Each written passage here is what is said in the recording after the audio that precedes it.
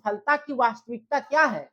सफलता की वास्तविकता ये है कि शिक्षा और प्लस संस्कार बराबर सफलता होती है। देखिए संस्कार बराबर क्या होता है कि संस्कार बराबर आपके माता पिता का आचरण प्लस उनका व्यवहार बराबर बच्चों का संस्कार। इसीलिए संस्कार कहां से मिलता है? संस्कार हमारे घर से, हमारे माता पिता के द्वारा ही मिलता है। भाग्य का निर्माण जो होता है वो तो माँ के गर्भ से ही शुरू हो जाता है। और पुत्र की बात करें अगर, तो वही गुण, व्यवहार और लक्षण उस बच्चे में भी होगा। तो आइए देखा जाए गुण और कर्म है क्या। जब बच्चा माँ के गर्भ में होता है, माँ के पेट में होता है, तभी उसके अंदर उसके शारीरिक अंगों का विकास शुरू हो जाता है। और उसी शारीरिक विकास के साथ साथ उसके मस्तिष्क का विकास होता है। और उसी समय माँ के गर्भ में ही बच्चे के तेज और ओज का विकास होता है। और उसी तेज और ओज को हम लोग भाग्य कहते हैं। यानी आप कह सकते हैं कि माँ के गर्भ में ही बच्चे के भाग्य का निर्माण होता है। हालांकि कर्मों के अनुसार भाग्य को बदला जा सकता है, लेकिन अभी तो वो बाद में करेगा ना। और इसीलिए हमारे शास्त्रों में वर्णित है कि देखिए कितनी गहरी साइंस है, कितना गहरा विज्ञान है हमारे शास्त्रों का। मैं दर्शन शास्त्र की बात नहीं कर रहा हूं, मैं दार्शनिक नहीं हूं, कोई फिलासफर नहीं हूं।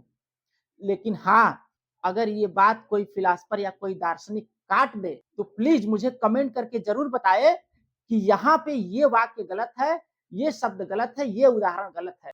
तो देखिए अगर आप चाहते हैं कि आपका बच्चा भी भाग्यशाली हो और सफल हो, तो आपको इन सब चीजों का भी ध्यान रखना पड़ेगा कि जैसे माता पिता का आचरण और व्यवहार होगा ना, उसी तरह का बच्चा भी आपका होगा और उसी तरह के गुण और स्वभाव उसके अंदर भी पनपेंगे। लोगों ने कहा है कि बाढ़े पुत्र पिता के धर्मे, खेती उपजे अपने कर्मे।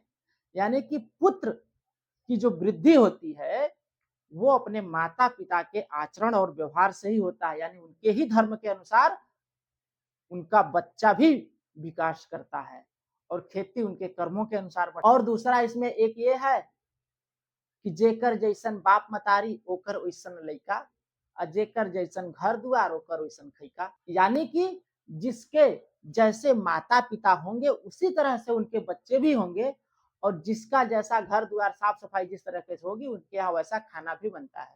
और ये बहुत पुरानी कहावतें हैं। और उसका सही तरीके से भाग्य का निर्माण कैसे होगा और वो कैसे आजीवन सफल और सही रास्ते पे चलेगा, इसके लिए प्लीज यार चैनल को लाइक और सब्सक्राइब कर लीजिए। और फिर हम लोग मिलते हैं अगले वीडियो में। तो आइए देखा जाए अगला टॉपिक कि कैसे हम अपने कर्मों से भाग्य की रेखाओं को बदल सकते हैं और उसे बेहतर कर सकते हैं। तो दोस्त हम मिलते हैं अगले वीडियो में, तब तक के लिए जय हिंद, वंदे मातरम।